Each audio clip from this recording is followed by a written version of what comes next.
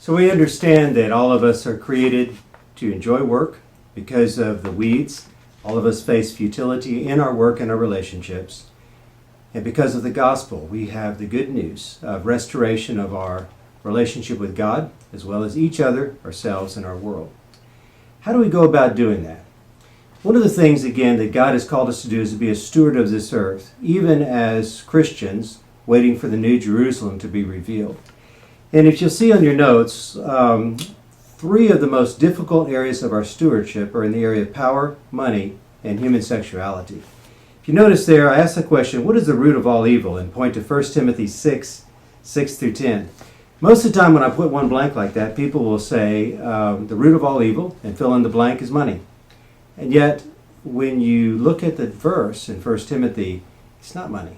It's the love of money. And the difference between money and the love of money is huge. It makes a big difference on how we're called as stewards. Stewards as people that are to draw the kingdom near as we demonstrate the gospel in our lives and in our words. When we get to 1 John 2:15-17, it says, "Do not love the world or the things in the world. If anyone loves the world, the love of the Father is not in him. For all that is in the world, the desires of the flesh and the desires of the eyes and the pride in possessions, is not from the Father, but is from the world. And the world is passing away along with its desires. But whoever does the will of God abides forever." I was always taught that the love of the world was money, power, and human sexuality as defined in that passage. But if you can see real clearly, it says, "Do not love the world." Then it actually describes the world as a desire for these things, an obsession with these things, and an addiction of these things. And so in many ways, God is saying to us that we have to steward power and money and human sexuality. Not to be scared of them or run away from them, and certainly not to be addicted and have desires for them beyond what God intended. But that doesn't mean we run from them in fear. And so what happens, because these are powerful things, these are dangerous things, these are confusing things for us to steward, and yet they're the very things that we must steward in order for us to be able to display to the earth and to those that do not know God what God had intended, in part now, to be fully revealed later. So God calls us to steward these things. And yet, as we look at that, there's three ways that we avoid stewarding them well. The first way is what we would call piety. And that is when we're afraid of things like power and money and human sexuality. That we would say, I want to avoid any aspects of power. And I want to stay pure by staying away from the world. When I had my first job after college, it involved working in what in the U.S. government is called the United States Senate. And I worked for the majority leader. And going and working in that job, to many of those that I grew up in a very separatist church. Many of them looked at that as being the end of my ability to be a strong Christian. Because how could somebody be a strong Christian and yet also worked in government, especially in halls of power? And as others, people would make money, but often they would, in their businesses, perhaps hide their nicest car in the garage and never drive it to church. Not just to not display something that might make others feel bad, but frankly to hide it out of not wanting for people to be critical of them. And it goes on and on where we are afraid of these things. In Matthew 25, there's a passage that talks about a king who gives 3 of his servants talents to steward while he goes away on a trip. 2 of those servants take those talents, which are types of amounts of money, and they invest them well and return to the king not only what he was given to them, but also multiply that in 2 times. And so the king looked at both of them and said, "Well done, my good and faithful servant. And what I've given you before to steward, because you stewarded well, even though you perhaps were scared of me, even though it was a difficult task to do, now I give you stewardship of even more.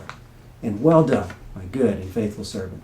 But there's a 3rd servant who takes the money, and because he is scared of the king and his character, he takes the money and he hides it.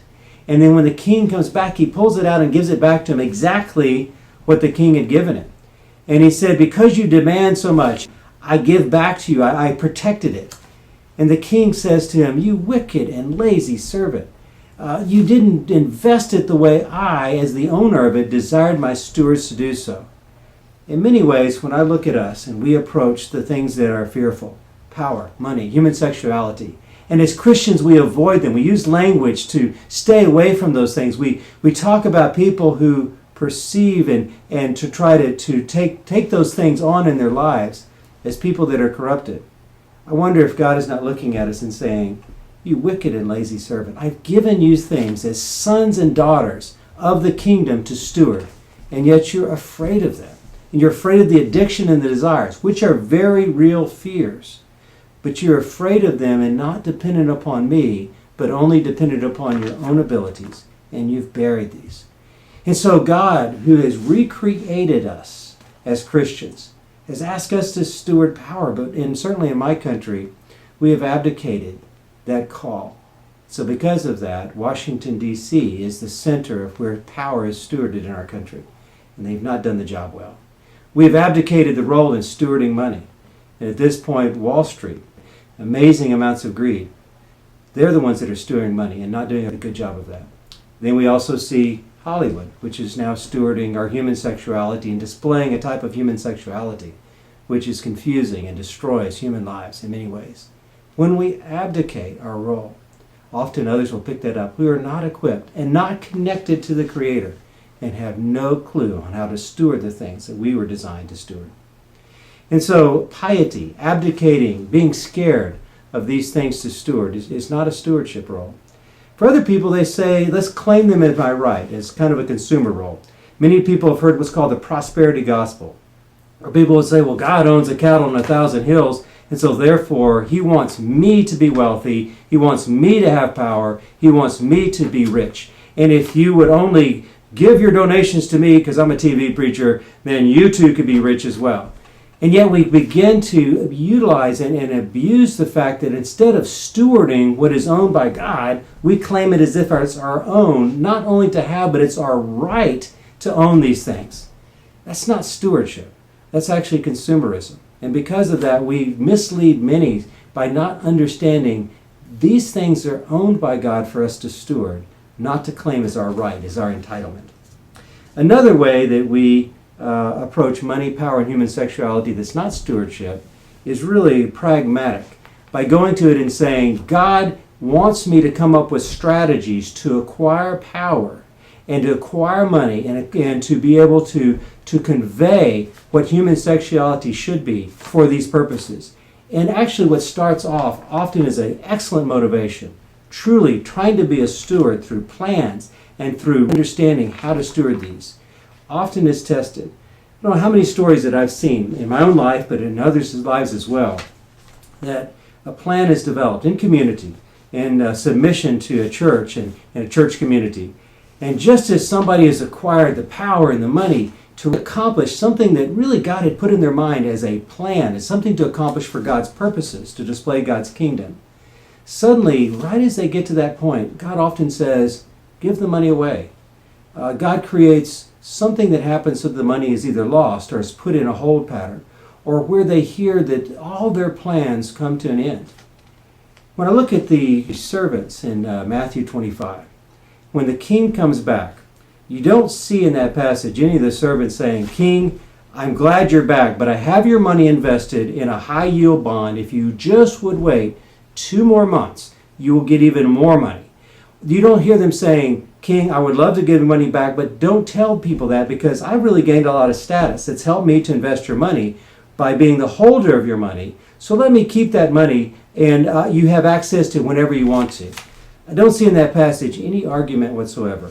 They understood that the plans they had for that money were only to steward it for the king.